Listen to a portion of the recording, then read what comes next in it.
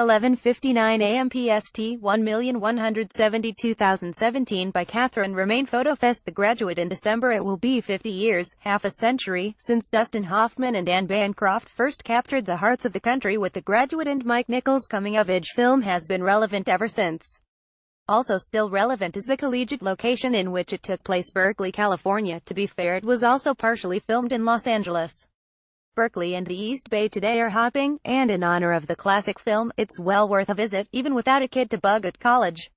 Speaking of, UC Berkeley's campus is ripe with movie attractions that lend themselves to a self-guided tour. Think the Victorian house, which served as Hoffman's character Ben's boarding house in the film, and Moe's Books, where Ben stalked Elaine from a coffee shop across the street. But on Saturday, November 11th, a past president of the Berkeley Historical Society leads the Story of the Graduate movie walking tour around local sites and film backdrops near Telegraph Avenue. Expect the tour to include recognizable spots like Sproul Plaza, where Elaine walks as Ben watches her, and the Theta Delta Chi fraternity house. Out of walking distance is the Oakland Bay Bridge, which Ben crosses in a double-decker bus in the film, and the San Francisco Zoo's Monkey House, but both are doable for film buffs on their own. It's worth noting that the famous church is not actually in Berkeley. That scene was filmed at United Methodist Church in Laverne, near LA. For a newer way of looking at the college town, book a room at the new Graduate Berkeley. No relation to the film, the well-curated and crafted hotel collection with university-centric locations in Athens, Charlottesville, Richmond and Tempe, among others, all have the Graduate name. It's simply a coincidence that happens to really work in Berkeley in particular.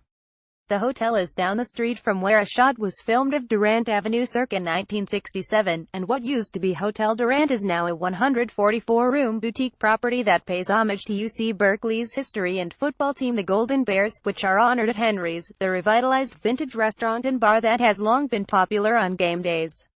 Decor throughout the property ranges from residential to eccentric to preppy, and includes sketches by Oscar-winning costume designer Edith Head and political cartoons by Rube Goldberg. Both are Berkeley alums.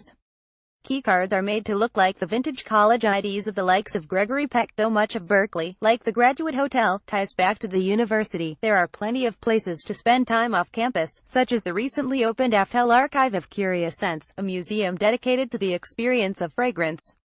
The visual arts are on display at BAMPFA, the UC Berkeley Art Museum and Pacific Film Archive, which features more than 450 film programs every year, and gorgeous environs are front and center at Wilderness Refuge Tilden Park, which is home to hiking, biking and horseback riding through trails and botanical gardens. While Berkeley's culinary scene now includes newbies like Sweet Green and Blue Bottle Coffee, it heavily references the glory days.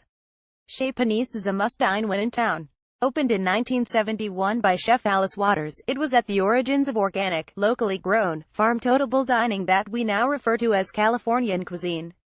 The dinner restaurant offers hyper-seasonal fixed menus 6 nights a week, and the upstairs cafe at Chez Panisse circa 1980 is available for more casual lunches and dinners, still with a daily market inspiration.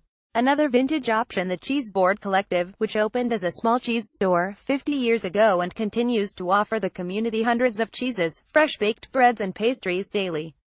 There's also a pizzeria down the street with rotating pies and lines out the door. ISNT, that what college is all about.